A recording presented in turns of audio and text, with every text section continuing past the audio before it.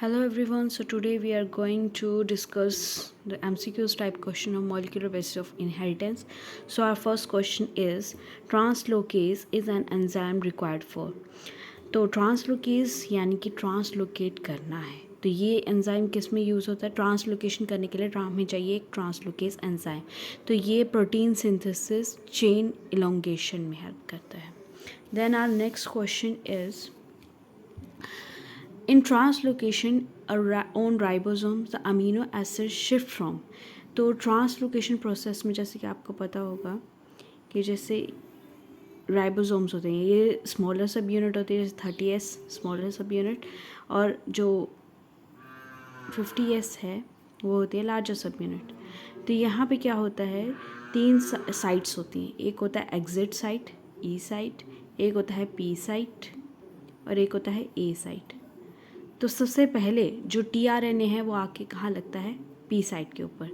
उसके बाद बाकी के जो tRNA हैं वो ए साइट पे आके लगते हैं, और ये करते करते क्या बना देते हैं? एक पॉलीपेप्टाइड चेन, जो कि बाद में किससे बाहर जाती है? ई एग्जिट साइट से ये बाहर निकल जाती है। तो यहाँ पे पूछा गया था कि in translocation on ribosome the amino acid shift from, तो कहाँ से कहाँ को शिफ्ट करते हैं?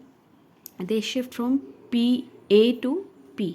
तो ये वाला, क्योंकि यहाँ से वो ऐड करते जाते थे और जो भी आएंगे वो यहाँ से ऐड होते जाएंगे और बाद में ये ई से बाहर निकल जाएंगे। आपको ये याद रखना है कि सबसे पहले फर्स्ट टाइम पे जो भी tRNA होता है वो कौन सी साइट पे लगता है? पी साइट पे लगता है। उसके बाद ए साइट से वो अटैच होते होते आगे की तरफ निकल जाते हैं। Then our next question is first code of every mRNA is.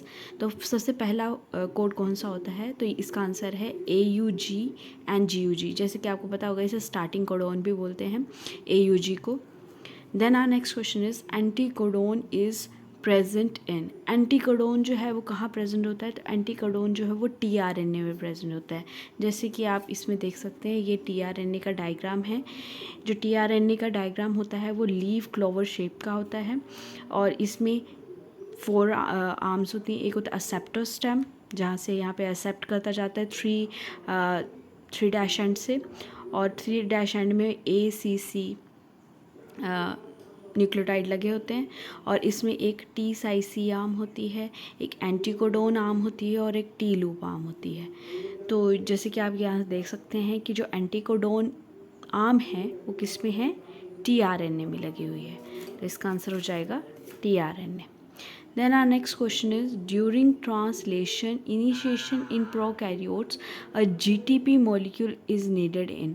तो GTP molecule जो है वो किसके लिए needed होता है? जैसे कि यहाँ पे ही मैं बता रही थी आपको, जैसे पी साइड पे लगेगा तो यहाँ पे जो tRNA है वो लेके आएगा इस साइड पे, तो कौन यहाँ पे आंसर होगा? Association of 30S mRNA with formyl met tRNA। ये जैसे कि जो फर्स्ट tRNA है इन केस ऑफ